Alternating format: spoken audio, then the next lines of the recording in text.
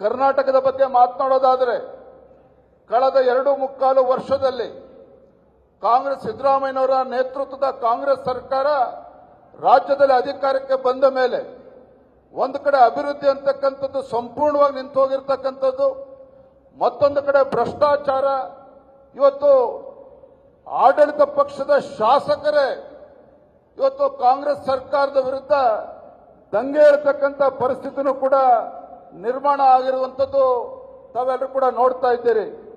ವಿಶೇಷವಾಗಿ ನಮ್ಮ ಕರ್ನಾಟಕ ರಾಜ್ಯದಲ್ಲಿ ಕಾಂಗ್ರೆಸ್ ಸರ್ಕಾರ, ಸಿದ್ದರಾಮಯ್ಯ ಸರ್ಕಾರ ಬಂದಾಗಿನಿಂದ ಒಂದು ಕಡೆ ಹಿಂದೂ ಕಾರ್ಯಕರ್ತರುಗಳ ಹತ್ಯೆ ಆಗ್ತಾ ಇರುವಂಥದ್ದು ನಾವು ನೋಡ್ತಾ ಇದ್ದೇವೆ, ಮತ್ತೊಂದು ಕಡೆ ದಲಿತರ ಹತ್ಯೆಯನ್ನು ಕೂಡ ಆಗ್ತಾ ಇರುವಂಥದ್ದು ನಾವು ನೋಡ್ತಾ ಇದ್ದೇವೆ. ಇದೇ ದಕ್ಷಿಣ ಕನ್ನಡದಲ್ಲಿ ನಮ್ಮ ಕಾರ್ಯಕರ್ತರ ಹತ್ಯೆ ಆಯಿತು, ಅಲ್ಲೂ ಕೂಡ ಸುಹಾಸ್ ಶೆಟ್ಟಿ ಅವರ ಹತ್ಯೆ ಪ್ರಕರಣ ಆಯಿತು. ತದನಂತರದಲ್ಲಿ ಪಕ್ಕದ ಯಲ್ಲಾಪುರದಲ್ಲಿ ಒಬ್ಬ ದಲಿತ ಮಹಿಳೆ ಹತ್ಯೆ ಆದರೂ ಕೂಡ ಈ ಸರ್ಕಾರ ಹೋಗಿ ಕನಿಷ್ಠ ದಲಿತ ಕುಟುಂಬಕ್ಕೆ ಪರಿಹಾರವನ್ನು ಕೊಡುವಂತರೂ ಕೂಡ ಈ ಕಾಂಗ್ರೆಸ್ ಸರ್ಕಾರದ ಕೈಯಲ್ಲಿ ಮಾಡೋದಕ್ಕೆ ಸಾಧ್ಯ ಆಗಲಿಲ್ಲ. ಅದೇ ರೀತಿ ಕೊಪ್ಪಳ ಜಿಲ್ಲೆಯಲ್ಲಿ ಕೊಪ್ಪಳದಲ್ಲೂ ಕೂಡ ಗವಿಯಪ್ಪ ಒಬ್ಬ ಪರಿಶಿಷ್ಟ ಪಂಗಡಕ್ಕೆ ಸೇರಿರ್ತಕ್ಕಂಥ ಒಬ್ಬ ಹಿಂದೂ ಕಾರ್ಯಕರ್ತನ ಹತ್ಯೆ ಆಯಿತು. ಅಲ್ಲೂ ಕೂಡ ಇವರು ಸರ್ಕಾರ ಹೋಗಿ ಅವರಿಗೆ ಪರಿಹಾರವನ್ನು ಕೊಡೋದಕ್ಕೆ ಸಾಧ್ಯ ಆಗಲಿಲ್ಲ. ಒಟ್ಟಾರೆಯಾಗಿ ಹೇಳೋದಾದ್ರೆ ಈ ಕಾಂಗ್ರೆಸ್ ಸರ್ಕಾರ ಬಂದಾಗಿನಿಂದ ಕಾನೂನು ಸುವ್ಯವಸ್ಥೆ ಸಂಪೂರ್ಣವಾಗಿ ಹದಗೆಟ್ಟಿರುವಂಥದ್ದು. ಯಾವ ಮುಖ್ಯಮಂತ್ರಿಗಳ ತವರು ಜಿಲ್ಲೆ, ಕಾವೇರಿಯ ಉಗಮ ಸ್ಥಳ ಆಗಿರ್ತಕ್ಕಂಥ ಮೈಸೂರು ಇವತ್ತು ಡ್ರಗ್ಗಳಿಗೆ ಉಗಮ ಸ್ಥಳ ಆಗಿರುವಂಥದ್ದು ಇಡೀ ದೇಶದ ಜನ ನೋಡ್ತಾ ಇದ್ದಾರೆ.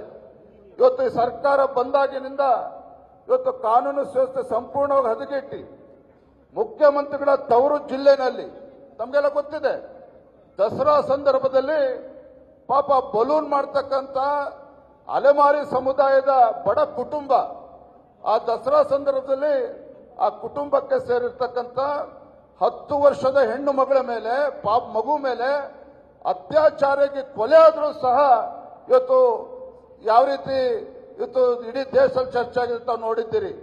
ಈ ರೀತಿ ಕಾನೂನು ಸುವ್ಯವಸ್ಥೆ ಸಂಪೂರ್ಣವಾಗಿ ಹದಗೆಟ್ಟಿರ್ತಕ್ಕಂಥದ್ದು ಒಂದು ಕಡೆ ಆದರೆ, ಅಹಿಂದ ಹೆಸರು ಹೇಳಿಕೊಂಡು ರಾಜ್ಯದ ಚುಕ್ಕಾಣಿ ಹಿಡಿದಿರ್ತಕ್ಕಂಥ ಸಿದ್ದರಾಮಯ್ಯ ಸರ್ಕಾರ ಇವತ್ತು ಅಲ್ಪಸಂಖ್ಯಾತರ ಓಲೈಕೆಯನ್ನ ಮಾಡೋದು ಬಿಟ್ರೆ ಎಲ್ಲ ಹಿಂದುಳಿದ ಸಮುದಾಯಗಳು, ಪರಿಷ್ಠ ಜಾತಿ ಪರಿಷ್ಠ ಪಂಗಡಗಳ ಸಮುದಾಯಗಳ ಏಳಿಗೆಯನ್ನು ಸಂಪೂರ್ಣವಾಗಿ ಮರೆತಿರ್ತಕ್ಕಂಥದ್ದು ನಾವು ಗಮನಿಸ್ತಾ ಇದ್ದೇವೆ.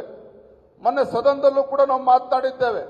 ಮಾನ್ಯ ಆರ್ ಅಶೋಕ್ ಅವರು, ಚಲವಾದಿ ನಾರಾಯಣಸ್ವಾಮಿ ಅವರ ನೇತೃತ್ವದಲ್ಲಿ ನಮ್ಮೆಲ್ಲ ಶಾಸಕರು, ವಿಧಾನ ಪರಿಷತ್ ಸದಸ್ಯರುಗಳು ಸದನದಲ್ಲೂ ಕೂಡ ಈ ಸರ್ಕಾರದ ಈ ಒಂದು ಕುತಂತ್ರವನ್ನ ಬಿಚ್ಚಿಡ್ತಕ್ಕಂಥ ಕೆಲಸವನ್ನು ಕೂಡ ನಾವು ಸದನದಲ್ಲೂ ಕೂಡ ಮಾಡಿರ್ತಕ್ಕಂಥದ್ದು. ವಿಶೇಷವಾಗಿ ನಾವು ಈ ಸಂದರ್ಭದಲ್ಲಿ ಉಲ್ಲೇಖ ಮಾಡುವಂಥದ್ದು, ಅಹಿಂದ ಹೆಸರು ಹೇಳಿಕೊಂಡು ರಾಜ್ಯದ ಚುಕ್ಕಾಣಿ ಹಿಡಿದಿರ್ತಕ್ಕಂಥ ಸಿದ್ದರಾಮಯ್ಯನವರು ಹಿಂದೆ ಭಾರತೀಯ ಜನತಾ ಪಾರ್ಟಿ ಸರ್ಕಾರ ಇದ್ದಾಗ, ಸನ್ಮಾನ್ಯ BS ಯಡಿಯೂರಪ್ಪನವರು ರಾಜ್ಯದ ಮುಖ್ಯಮಂತ್ರಿಗಳಿದ್ದಾಗ ರಾಜ್ಯದಲ್ಲಿರುವಂತಹ ಇವತ್ತು ಹಿಂದುಳಿದ ಸಮುದಾಯಗಳು, ನೇಕಾರ ಸಮುದಾಯ ಇರ್ಬೋದು, ಇವತ್ತು ಸವಿತಾ ಸಮಾಜ ಇರ್ಬೋದು, ಈ ರೀತಿ ಅನೇಕ ಸಮಾಜಗಳ ಅಭಿವೃದ್ಧಿಗೋಸ್ಕರ ಬೋರ್ಡ್ಗಳನ್ನು ಮಾಡಿ 550 ಕೋಟಿಗೂ ಹೆಚ್ಚು ಅನುದಾನವನ್ನು ಕೊಟ್ಟಿದ್ರು. 550 ಕೋಟಿಗೂ ಹೆಚ್ಚು ಅನುದಾನವನ್ನ ಹಿಂದಿನ ಬಿಜೆಪಿ ಸರ್ಕಾರದಲ್ಲಿ ಸನ್ಮಾನ್ಯ ಯಡಿಯೂರಪ್ಪನವರು ಕೊಟ್ಟಿದ್ರು. ಆದರೆ ಕಾಂಗ್ರೆಸ್ ಸರ್ಕಾರ ಬಂದ ಮೇಲೆ, ಸಿದ್ದರಾಮಯ್ಯನವರು ಮುಖ್ಯಮಂತ್ರಿಗಳಾದ ಮೇಲೆ ರಾಜ್ಯದ ಜನ ಸಹಜವಾಗಿಯೇ ನಿರೀಕ್ಷಣೆ ಇಟ್ಕೊಂಡಿದ್ರು. ಅಹಿಂದ ಹೆಸರು ಹೇಳಿಕೊಂಡು ಮುಖ್ಯಮಂತ್ರಿ ಆಗಿರ್ತಕ್ಕಂಥವ್ರು ಕನಿಷ್ಠ ಒಂದು 2-3 ಸಾವಿರ ಕೋಟಿ ಆದರೂ ಕೂಡ ಈ ನಿಗಮಗಳಿಗೆ ನೀಡ್ತಾರೆ. ಅದರ ಮುಖೇನ ಆ ಹಿಂದುಳಿದ ಸಮುದಾಯಗಳು, ಅಂತ ಅಲೆಮಾರಿ ಸಮುದಾಯಗಳಿಗೆ, ಕಾಯಕ ಸಮುದಾಯಗಳಿಗೆ ಬದುಕು ಕಟ್ಕೊಳ್ತಕ್ಕಂಥ ಒಂದು ವ್ಯವಸ್ಥೆನ ಮಾಡಿಕೊಡ್ತಾರೆ ಅಂತ ಅನ್ಕೊಂಡ್ರೆ, ಕಾಂಗ್ರೆಸ್ ಸರ್ಕಾರ ಮಾಡಿರುವಂಥದ್ದೇನು ಅಂತ ಹೇಳಿದ್ರೆ, ಬಿಜೆಪಿ ಸರ್ಕಾರ ಇದ್ದಾಗ ಇನ್ನೂ 550 ಕೋಟಿ ಕೊಟ್ಟರೆ, ಕಾಂಗ್ರೆಸ್ ಸರ್ಕಾರ ಕೊಟ್ಟಿರ್ತಕ್ಕಂಥದ್ದು ಕೇವಲ 250 ಕೋಟಿಗಳು ಮಾತ್ರ. ಆ 250 ಕೋಟಿನಲ್ಲಿ ಬಿಡುಗಡೆ ಆದರೂ ಕೂಡ ಕಾರ್ಯಕ್ರಮ ಅನುಷ್ಠಾನ ಆಗಿರ್ತಕ್ಕಂಥದ್ದು ಕೇವಲ 50% ಮಾತ್ರ. ಅಂದ್ರೆ ಈ ರೀತಿ ಇವತ್ತು ಕಾಯಕ ಸಮುದಾಯಗಳನ್ನ, ಹಿಂದುಳಿದ ವರ್ಗಗಳನ್ನ, ಪರಿಷ್ಠ ಜಾತಿ ಪರಿಷ್ಠ ಪಂಗಡಗಳ ಸಮುದಾಯವನ್ನ ಕೇವಲ ವೋಟ್ ಬ್ಯಾಂಕ್ ಆಗಿ ಮಾಡಿಕೊಂಡಿರ್ತಕ್ಕಂಥ ಕಾಂಗ್ರೆಸ್ ಸರ್ಕಾರ ಈ ಸಮುದಾಯಗಳಿಗೆ ನ್ಯಾಯ ಕೊಡೋದಕ್ಕೆ ಸಾಧ್ಯ ಆಗ್ತಾ ಇಲ್ಲ. ನಾನು ಇವತ್ತು ಕಾರ್ಯಕಾರಿಣಿಯ ಮುಖೇನ ಹಣಕಾಸಿನ ಸಚಿವರು ಆಗಿರುವಂತಹ ರಾಜ್ಯದ ಮುಖ್ಯಮಂತ್ರಿಗಳಿಗೆ ನಾನು ಆಗ್ರಹ ಪಡಿಸ್ತೇನೆ, ಈಗಲಾದರೂ ಸಹ ತಾವು ಮುಂದಿನ ಬಜೆಟ್ ಅನ್ನ ಮಂಡನೆ ಮಾಡಿದ್ದೇ ಆದಲ್ಲಿ ಕನಿಷ್ಠ ಮುಂದಿನ ಬಜೆಟ್ ಆದರೂ ಸಹ ಈ ಕಾಯಕ ಸಮುದಾಯಗಳಿಗೆ ಕನಿಷ್ಠ 3,000 ಕೋಟಿ ರೂಪಾಯಿಗಳ ಅನುದಾನವನ್ನ ಈ ಎಲ್ಲ ನಿಗಮಗಳಿಗೆ ನೀಡಬೇಕು ಅನ್ನುವ ಆಗ್ರಹವನ್ನು ಕೂಡ ನಾನು ಈ ಸಂದರ್ಭದಲ್ಲಿ ನಾನು ಮಾಡ್ತಾ ಇದ್ದೇನೆ.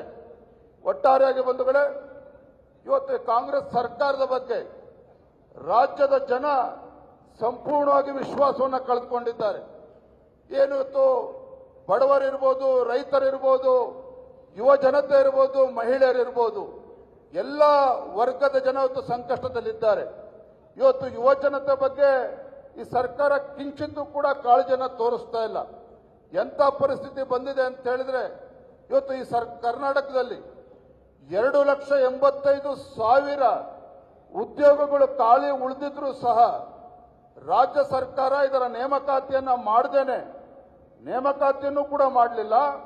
ಆ ಯುವಕರು ಬಂದು ಮುಖ್ಯಮಂತ್ರಿಗಳನ್ನ ಭೇಟಿ ಮಾಡಬೇಕು ಅಂತ ಹೇಳಿದ್ರೆ ಅದಕ್ಕೂ ಕೂಡ ಅವಕಾಶವನ್ನು ಕೊಡದೇನೆ ರಾಜ್ಯ ಉಚ್ಚ ನ್ಯಾಯಾಲಯ ಮಧ್ಯಸ್ಥಿಕೆ ವಹಿಸಿ ಮುಖ್ಯಮಂತ್ರಿಗಳ ಅಪಾಯಿಂಟ್ಮೆಂಟ್ ಕೊಡಿ ಅಂತ ಹೇಳ್ತಕ್ಕಂಥ ದುಸ್ಥಿತಿಗೆ ಇವತ್ತು ರಾಜ್ಯವನ್ನ ತಂದಿಟ್ಟಿದ್ದಾರೆ ಕಾಂಗ್ರೆಸ್ ಸರ್ಕಾರ ಅಂತ ಹೇಳಿದ್ರೆ, ಇವರಿಂದ ಇಂಥ ಜನ ವಿರೋಧಿ, ಬಡವರ ವಿರೋಧಿ, ರೈತ ವಿರೋಧಿ, ಯುವ ಜನತೆ, ಮಹಿಳೆ ವಿರೋಧಿ ಕಾಂಗ್ರೆಸ್ ಸರ್ಕಾರದಿಂದ ರಾಜ್ಯದ ಜನ ಇವತ್ತು ಏನೂ ಕೂಡ ಅಪೇಕ್ಷೆ ಇಟ್ಕೊಳ್ಳೋದಕ್ಕೆ ಸಾಧ್ಯ ಆಗ್ತಾ ಇಲ್ಲ.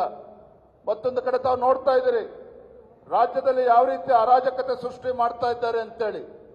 ಮಾತೆತ್ತಿದ್ರೆ ಕೇಂದ್ರ ಸರ್ಕಾರದ ಮೇಲೆ ಬೆಟ್ಟು ಮಾಡಿ ತೋರಿಸ್ತಕ್ಕಂಥ ಕಾಂಗ್ರೆಸ್ ಸರ್ಕಾರ ಕೇಂದ್ರದ ಮೇಲೆ ಆರೋಪವನ್ನು ಮಾಡಿಕೊಂಡು ಕಾಲಹರಣವನ್ನ ಈ ಸರ್ಕಾರ ಮಾಡ್ತಾ ಇದೆ ವಿನಃ ಈ ರಾಜ್ಯದ ಬಗ್ಗೆ ಯಾವುದೇ ಒಂದು ಕಿಂಚಿತ್ ಕಾಳಜಿಯನ್ನು ಕೂಡ ಇವರು ಇಟ್ಕೊಳ್ತಾ ಇರ್ತಕ್ಕಂಥದ್ದನ್ನ ತಾವು ನೋಡ್ತಾ ಇದ್ದೀರಿ. ನಾವು ಹೇಳ್ತಾ ಇಲ್ಲ, ವಿರೋಧ ಪಕ್ಷದ ನಾಯಕರು ವಿರೋಧ ಪಕ್ಷವಾಗಿ ನಾವು ಮಾತನಾಡೋದು ಒಂದ್ ಕಡೆ ಆದ್ರೆ ರಾಜ್ಯದಲ್ಲಿ ಜನಸಾಮಾನ್ಯರು ಕೂಡ ಮಾತನಾಡ್ತಾ ಇದ್ದಾರೆ. ನಿರ್ಭೀತ, ನಿಷ್ಪಕ್ಷಪಾತ, ವಿಶ್ವಾಸಾರ್ಹ ಸುದ್ದಿಗಳಿಗೆ ಮತ್ತೊಂದು ಹೆಸರಾಗಿರುವಂತ ನ್ಯೂಸ್ 18 ಕನ್ನಡ ಈಗ ಆಪ್ನಲ್ಲೂ ಲಭ್ಯವಿದೆ. ದಯವಿಟ್ಟು ಇಲ್ಲಿರುವ QR ಕೋಡ್ ಅನ್ನ ಸ್ಕ್ಯಾನ್ ಮಾಡಿಕೊಂಡು ಆಪ್ ಅನ್ನ ಡೌನ್ಲೋಡ್ ಮಾಡೋದಕ್ಕೆ ಮರಿಬೇಡಿ. ನಿಮ್ಮ ಬೆಂಬಲ ಹೀಗೆ ಸದಾ ನಮ್ಮೊಂದಿಗಿರಲಿ. ಧನ್ಯವಾದ.